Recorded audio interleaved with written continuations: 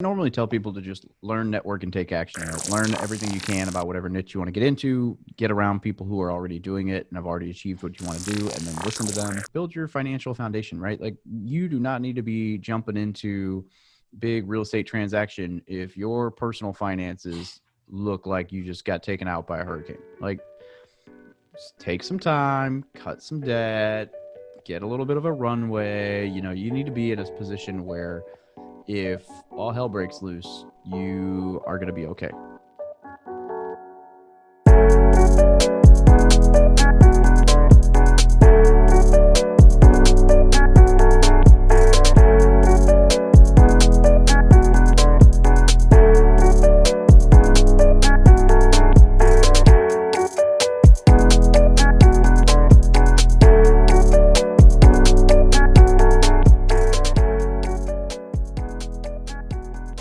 All right, everybody. Welcome to the Real Estate Podcast. Alex Coffin here with Matt Teifke. Morning, guys. We're excited. We've got David Pere here.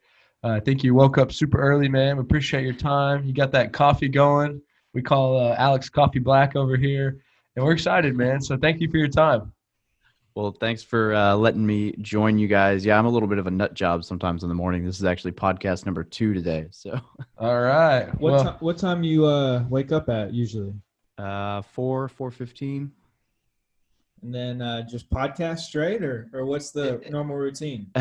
Usually there's a little bit more of a routine, but I'm still active duty, so I got to be at work I got to leave for work at 7:30 in the morning, and so if I'm gonna get stuff done, it's got to either happen before work or after work. So my recording times are either super early or super late, and if I don't have podcasts I'm recording in the morning, then I just I don't know, normal morning routine, I guess. Journal about my goals, read, write, vision board, and try to get some stuff done on the computer before I go into work.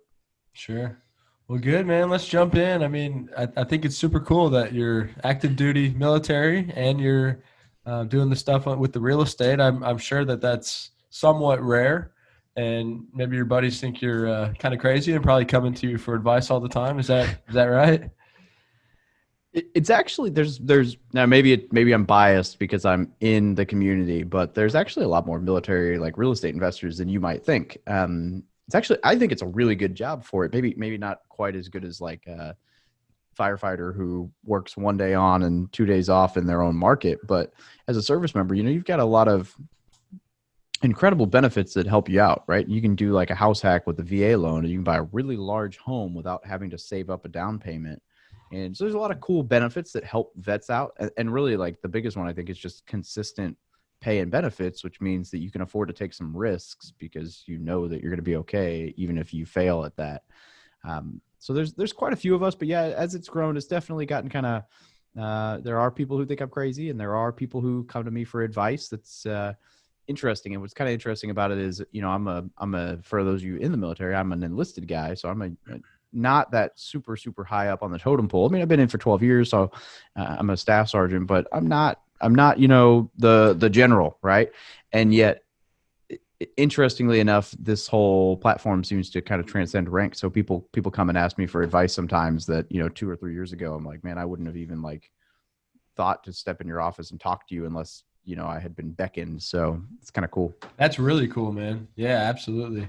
So do you feel like you kind of have to live in 2 different worlds where you're all real estate and then you got to shut it off and go do military, or can it blend together in some ways? There is a little bit of overlap there, but pretty much. Yeah. Well, especially right now. So right now I actually work in a command where I'm a little bit higher up the food chain. And so I actually work in a section of my command that requires secret clearance. So like my cell phone doesn't even come in it comes in the building, but there's like a little place where you put your phone and then you go through a gate and then you walk, 100 yards down a hallway, and I'm in an office down there. So not only is there no cell phone access, no smartwatches, but I can't access Gmail. I can't. So it's literally like, and real estate's off. And then at the end of the day, it's like, oh, and we're back. And how many notifications did I get? Or, when I go to lunch. And so, yeah, it's definitely like a light switch right now. But in general, I think they kind of overlap at least a little bit. People want to buy a house. So there's some, not much overlap, but And how'd you get started in your real estate career? a buddy of mine handed me Rich Dad Poor Dad back in 2015. He was trying to convince me to sell Amway products with him when I was a recruiter. And I was like, yeah, I'm not really interested. I still wasn't really interested in selling, some multi-level Amway stuff. But he handed me the book, and I remember telling him, like, dude, I don't read. I don't got time for that crap. Like, I don't have any time, and I don't like reading anyway. And which is true. Like, I freaking hated reading in high school, like so many people. But I think the problem with that is the books you get told you have to read in high school they're classics, but they're not relevant to life, right? Like for someone like me, like I think I don't know. I wasn't trying to read Catcher in the Rye or whatever when I was 16. Like just wasn't something that was like, oh man, I did what everyone else did, like spark notes and cheat and oh yeah, of course I read the whole book in 3 seconds on this like paragraph summary on Google. But so he hands me this book, and I said that, and he gave it to me on a CD-ROM. I was like, well, I have audiobook and you drive a lot, so just listen to it. And he kind of called my bluff, so like more to spite him, I was like, all right, fine, like got me. I listened to the book, and then completely changed my mentality on a whole lot of stuff, and I was kind of off to the races. That's interesting. And I was going to ask you, so that was about 7 years into your military career, correct? Because you've been there for 12 years. 5 years ago, you got started. Yep. And I was going to ask, because I was going through your Instagram page, and we follow you, and you talk a lot in there about mindset and not, what can't I do, or why can't I do this, but how can I do this? And so I was just curious if that's something that maybe you've always had, or maybe the military taught you that, or maybe investing in real estate taught you that. Where did that mindset of I can go achieve anything I set my mind to come from? I am probably to a fault an optimist and a silver lining guy a lot of times. I mean, definitely have my moments of being super negative, but generally speaking, I'd like to try to find the positive in things. That being said, it definitely came over time, reading books and networking with people who were farther along in life than I was. I mean, terrible with finances the first little bit I was in the military. The military definitely enjoys their complaining. It's an interesting group of people. If you ever hang out with enough service members, you'll realize that, especially in the Marine Corps, like they will gripe about crap because they think it's ridiculous, but they'll do anything, if that makes sense. So like it's almost like griping is like an entertainment pastime. But at the end of the day, like most of us are like, yeah, totally content sleeping in a hole in the woods and freezing cold, whatever. And like, we might enjoy it, but we're still going to gripe about it anyway. So all that to say, like, there's a weird kind of conundrum there where like I have this sick sense of humor where I will be like joking about, things in like a negative light, even though they don't bother me. But I don't know. I don't know if that makes any sense, but I've definitely got some had to work on my self-talk over the last few years, reading more and more books about how to improve that and just talking to friends. And some of those pointers come from people who I look up to. A friend of mine was talking the other day, and he was discussing how hard it was for him to cut fast food out of his diet. And he said the simple change that fixed it all was he went from saying, I'm going to quit eating fast food. He just changed his mentality to when people asked about going to grab food, he's like, oh, I don't eat fast food. And like just simply changing it from, oh, I'm trying to stop to I don't eat, like made the whole decision that much easier. And I was like, man, that's actually like, that's pretty simple, but that's a good point. Unfortunately for me, I really do like In-N-Out. So I've not made that decision yet. I probably should, but right on, man. Yeah, my brother was a Marine, so he has mentioned exactly kind of what you're talking about. There's a different humor that goes on. I'm really curious kind of about what your real estate looks like right now as far as what you're actively doing. And it's a kind of a two-part question because I'm just thinking about this because we're in real estate full time. And, that's how I've seen ways to be successful. And I know you can do it hundreds of different ways. But we kind of attack it as brokerage and investing and wholesaling and whatever it may be. And for me, it was never being able to miss a call and never really turning off to build that pipeline. And so I'm curious kind of what you're doing and then also the balance of having to shut it off when you go to, if that kind of makes you anxious, and maybe you have it set up in a totally different way where it doesn't matter if you miss a call and whatnot. So just really, if you could kind of expand on that, that'd be pretty cool. It's a good question. Yeah. Definitely don't enjoy leaving the phone behind a lot of times, but what I try to do, it's forced me to kind of take a less hands-on approach. So it forced me to hire a property manager. It's forced me to have some virtual assistants, not necessarily for the investing, but for managing some of the different like editing and things that I'm trying to do. And then it's forced me to get pretty good about finding ways to say, okay, awesome. Can I call you at this time, rather than letting people call me? Or what I'm doing right now is I'm setting up to work with a company that will take my inbound calls. They're local to my area. They'll take my inbound calls, talk to people for me, and then I will have a scheduled appointment on the back end. So I've had to figure out how to schedule myself and systemize myself out of things, which is good. But I am definitely working towards scaling more vertically when I get back into Missouri full time. So kind of probably more similar to what you guys are doing. I'm slowly working to, like, I just hired someone to do my new logo. I built a website. I'm slowly building that, going more vertical. Basically, my approach over the last few years has been, and this is the wrong answer, but to been market for deals when I'm ready to buy my next deal. So I'll turn it on, turn it off, turn it on, turn it off, which is not super effective. It's worked, but I'd be much farther along if I just left the marketing flowing all along. It's just exactly what you said. I can't be like, there was a time I was on another island for 2.5 months living out of a, hut with no internet and like almost no service. It's like, well, if I'm marketing to somebody and I'm sitting in this island for two months, like, what good is marketing to that person? I can't, so I've kind of turned it on and turned it off whenever I need or want to find my next property. And that's been effective enough. And then that, and relationships with wholesalers that are good, that I trust. But I definitely am starting to crank it up more full time. And in order to do that, I have to have, somebody to take my calls when they come inbound and schedule appointments for me, and calendars for scheduling meetings and phone calls, and have everything set up strict so that I can focus. Well, go ahead. And so you had mentioned Missouri. Is that where you do a lot of your investing? My solo, like the wife and I's property portfolio, is in Southwest Missouri. And then I'm a partner on a syndication in South Carolina. Done a little bit, I kind of partnered on a flip in Hawaii. I wholesaled a deal in Hawaii. And then I've dabbled kind of out here in California, but I don't own anything out here. I've done more like rental arbitrage, where I'm renting the house that I'm in right now, but I'm Airbnb-ing bedrooms. I just haven't necessarily. Yeah, I don't know. It's been kind of a hit or miss, but most of my stuff is in Missouri. So it sounds like it's a bit of a challenge to have the military and the real estate, but it's kind of put you in a position where you've had to get creative and set up systems, which is probably a huge benefit that you can kind of carry over. I'd love to hear if you have any info on that Hawaii wholesale. It sounds pretty cool. I mean, it wasn't anything crazy. It was essentially, well, there were a couple things that kind of worked out.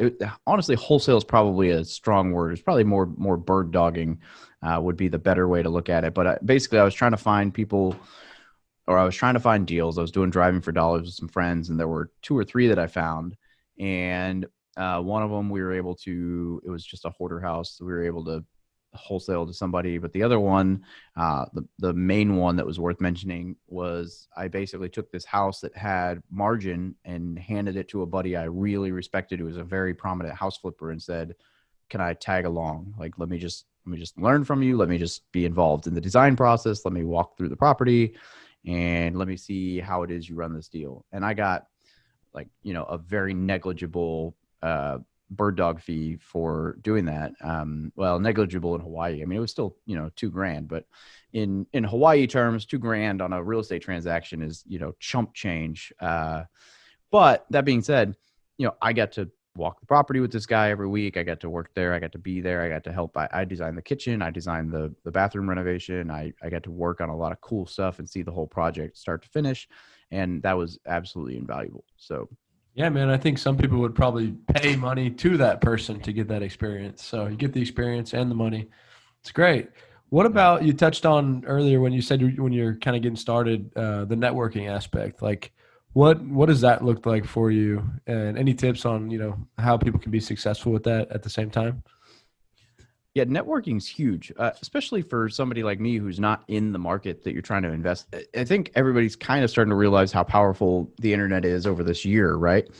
The cool thing, I was able to do this a little bit before, but now with COVID, you don't have to live in the market that you want to invest in, right? You can find people like you who are in the market and hang out on Zoom calls or whatever. Or like, for example, for me, I was able to, there's a RIA in a real estate investor association in my area that I had wanted to attend for a long time. And they always meet on Thursdays and I was never in town and it just wasn't happening. And then I got invited to speak at their first virtual meetup. And so I was able to, speak at this RIA that I'd been wanting to attend from California because COVID happened and they were like, oh, well, we can have outside speakers. And so I got to network with a lot of them. But I mean, networking is super powerful, right? Almost everything that I've achieved, I can attribute to finding somebody who pushed me in the right direction or somebody farther along who helped me avoid a mistake or gave me an idea. I mean, my entire platform exists because somebody was like, oh, that's a cool idea, but why don't you just document what you're doing with real estate instead of, because I was going to write, I don't know what I was going to write, like my feelings. I just knew that I wanted to write something and it wasn't remotely real estate related was my original thought. It was just like putting stuff on paper because I wanted to become a better writer. And my buddy steered me in the direction of documenting, what I was doing in real estate, and holy crap, look at where we're at now. And he gave me a few other ideas along the way, but just having those relationships in place. And the way you do that is you become, well, for one, you become a person that's worth knowing, but networking is really just realizing that you need to 100% be yourself, right? If you're a super introverted, quiet person, there are super introverted, quiet people out there that will get along with you. And so just being yourself, right? If you're the crazy extrovert like I am, there's other crazy extroverts out there. But I mean, networking really just comes down to, I used to say as a recruiter, like if they like you, they'll join. So just figuring out what it takes to get people to kind of like you. And there's this awesome book called The Like Switch that really digs into some of these things. It talks about, like body posture and body language you can use and initial impressions and how to get people to like you. But I mean, basic premise is find some common ground with people, mirror their position. If they're standing with their arms crossed, you can do the same thing. If they lean in on a table, lean in. If they lean out, match their body posture and ask them questions, right? The easiest thing is just keep them talking about themselves which is probably easier said than done for people like me who are very talkative. But, if you get them talking about themselves, they're going to enjoy talking about that. And they're going to keep the conversation flowing. That's pretty interesting.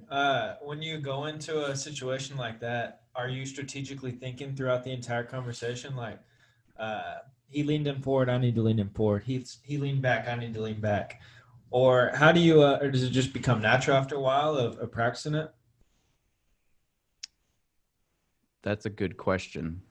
And I'm going to have to pay more attention now, but I think it's a little bit of both, right? There are times where if you're in flow and people just naturally do the same, they're similar, they flock to similar people and whatever, but there's definitely like conscious things from that book that I try to pay attention to, right? Like that book has some really interesting examples of things that I never would have even thought twice of.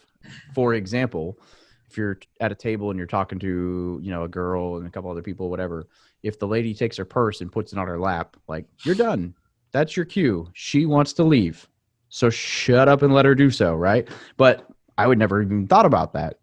And that's like, and it's funny because every time I joke about that, every girl that hears me say it is like, yeah, like, it's like this big secret guys don't realize, like, oh, purse on lap means woman ready to leave. And there's a lot of interesting things like that. Like if there's three people talking, you look at their feet, and if their feet are all pointing like inboard, right, at each other, then they don't want someone to walk up. It's like when you're talking to a friend and somebody kind of walks up and just lingers there and you're like in a really deep conversation. Like if your feet are pointed straight at each other, odds are that you're very engaged in conversation. But if the three people, if their feet are kind of all over the place, like, yeah, they're probably open to a conversation. So that would be the group worth approaching. Or and this is an interesting one that I don't always know how I feel about it, but again, with the feet, if there's like 6 or 7 people in a group, right, and you can look at the feet and see which direction they're pointing, and that's the alpha in the group. And so it's interesting, who's dominating the conversation, and things that I would never think of, but are very interesting because it's like, okay, well, who's the big player in this little group of people talking real estate? Oh, it's that guy. All right, cool. And you can kind of know these things before you walk up.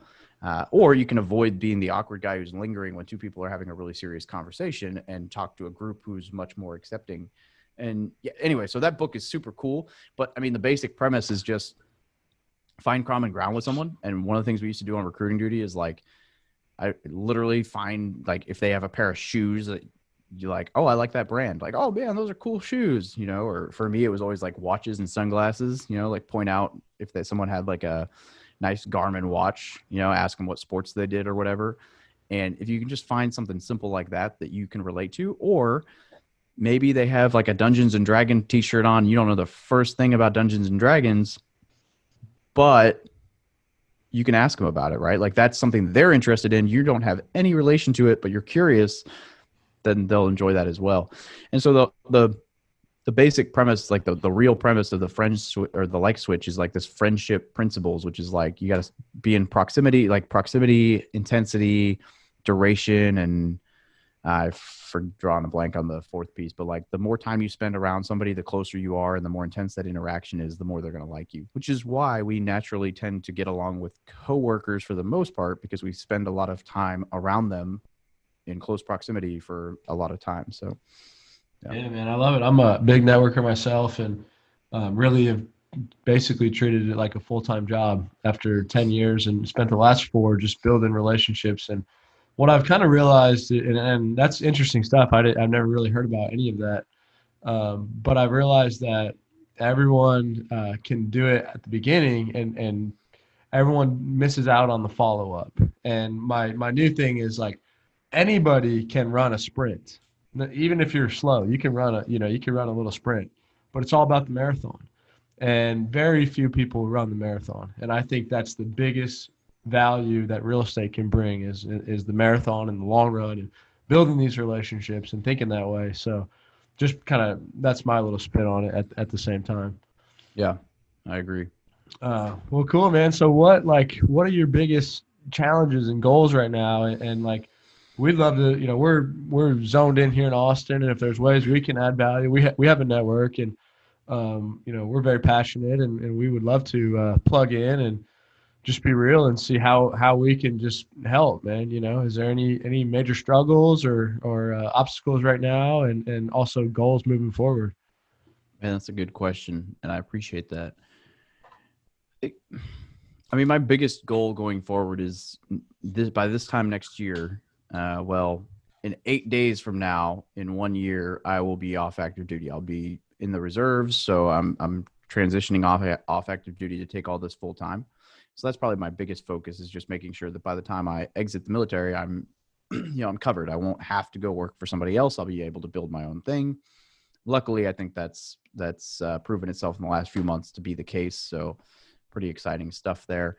But that's, on that side, I think, as far as adding value, for me, it's all just about, like you said, the follow-up, like hanging out with people, talking real estate, chatting with people. The biggest value add for me with anything is just, who do I know that you need to know? Who do you know that I need to know? And just continuing to build that connection, or maybe sharing some content back and forth between people to just help each other out. I think that's like the simplest thing in the world. And it's so helpful too, because the only way people ever find your content and see if it resonates with them is to see your content. So, and then, yeah, what I'm working on right now, under contract again on, motivated little 4-building portfolio with 5 units. So nice. Nothing crazy. And hopefully got a call here in about an hour with a guy who's got 13 or 14 doors, units or the properties, some of those duplexes that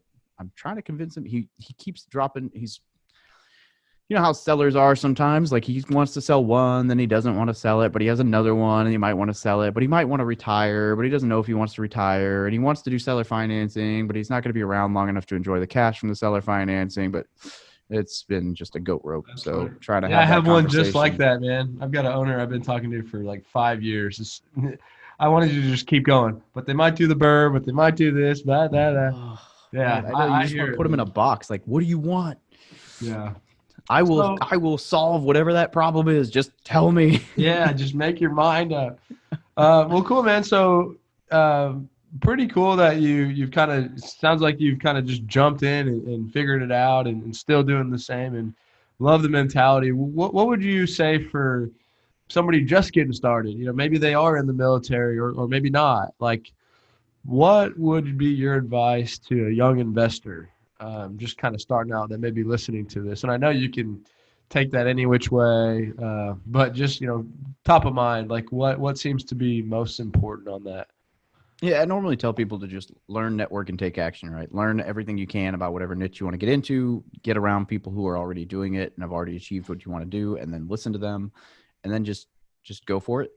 The other piece, though, that so often gets forgotten is build your financial foundation, right? Like, you do not need to be jumping into big real estate transaction if your personal finances look like you just got taken out by a hurricane. Like, just take some time, cut some debt, get a little bit of a runway. You need to be in a position where if all hell breaks loose, you are going to be okay, right? Like, if you lose your first property, like, think worst case scenario, you need to be okay. That can't be. So you can spend some time to make sure your finances are decent. And I'm not saying you have to have $100,000 saved and no debt, right? Like, I still have debt. I don't have $100,000 sitting in a bank account just collecting, inflationary loss of money.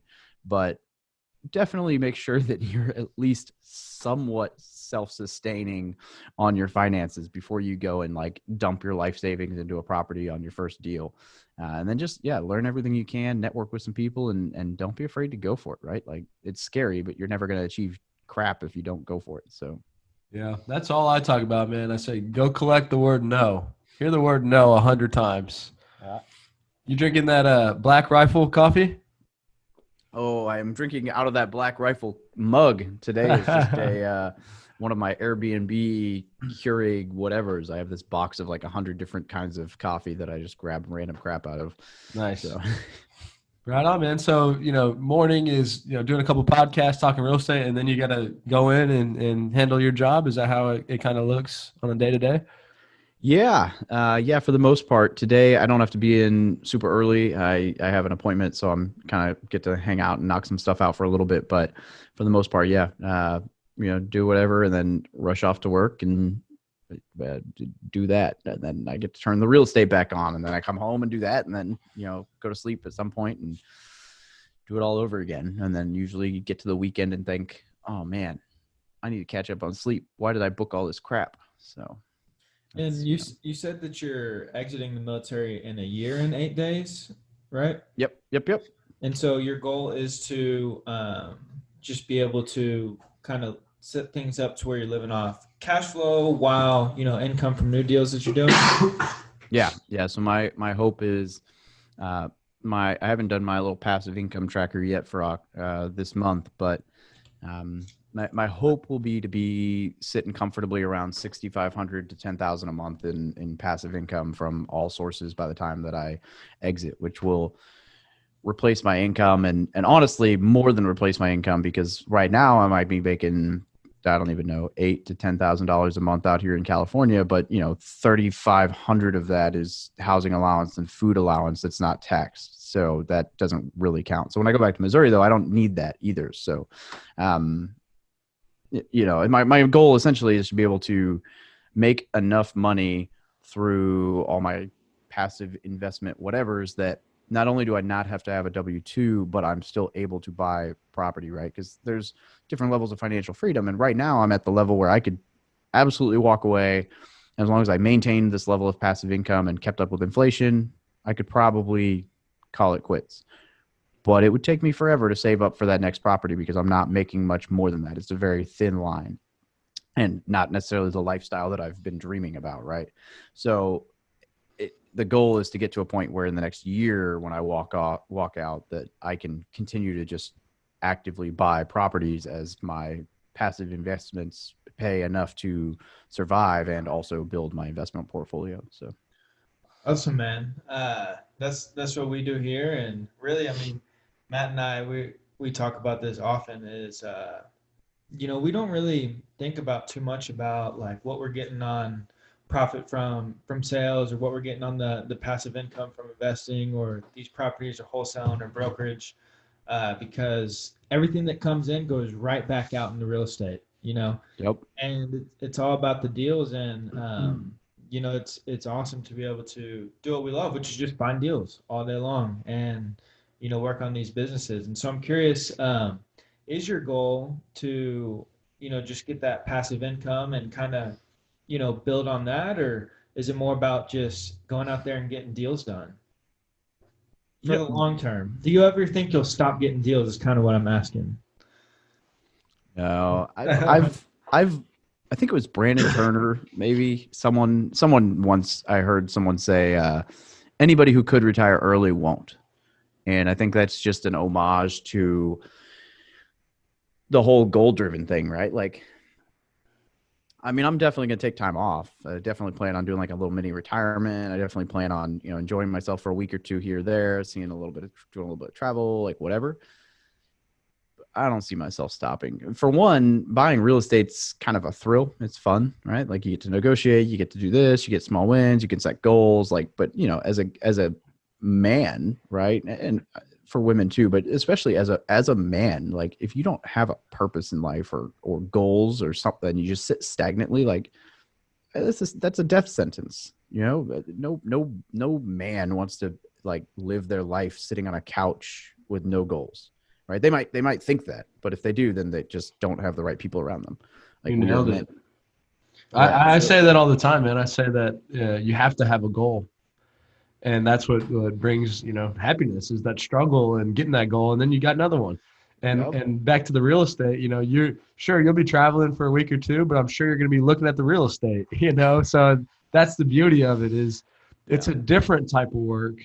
It's a lot of creativity and in your mind and connections, and you can do it very easily on a vacation. So sounds like maybe that's what you were doing in Hawaii when you were wholesaled a few deals. Yeah. Oh man, I loved living out there. I'll go back someday, but Do I will you own a place out there eventually. Nice. Do you experience this with deals? Like you said, it's a big thrill being able to get the deal done.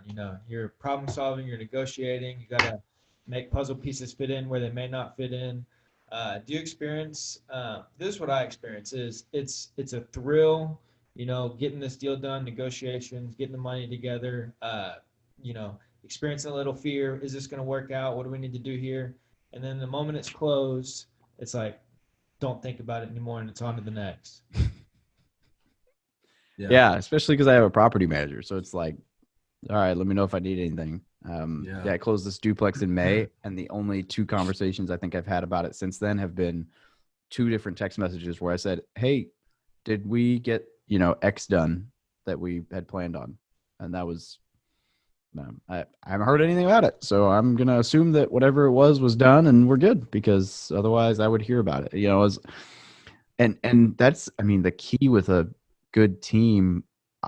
I have had several evictions over the last few years that I didn't even know. There was a month where I was looking at my income and expense report, and I realized I'd had two evictions, and I texted my property manager. Was like, hey, looks like kind of a rough month. She's like, oh yeah, we had these two evictions, but we got the new tenants in at this rate, got a little bit of a market bump, whatever.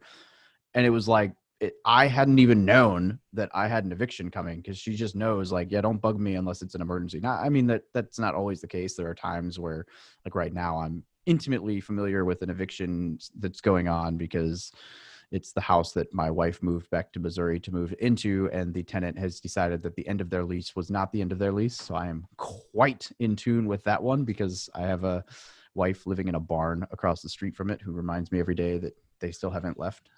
So But for the most part, yeah, I've been able to, completely turn it off and just say, hey, call me if there's a problem. And that's, it's awesome. It's a really good feeling because I can't imagine if I was, tied to having to worry about every minute detail of all my properties. Like I probably wouldn't be doing this anymore. 100% agree, man. We're big advocates of that, and not trying to save every little penny, but outsourcing and doing what you're good at and being happy with it. So appreciate everything, man. I'm sure you got to get going in a second. Would love to stay in touch and bring that value that we can over time. What would be the best way that people can reach out to you and get a hold of you moving forward? Probably the best, if you want to talk to me, the best thing you can do is shoot me a message on Instagram at From Military to Millionaire. I always respond to those, at least within a day or two. And then, I'm on Facebook, YouTube, whatever. So got a podcast. I'm around, but yeah, if you want to talk to me directly, that's the best way to do it. And this has been a lot of fun. This has been good conversation. I enjoy just free flowing, conversation about real estate like this.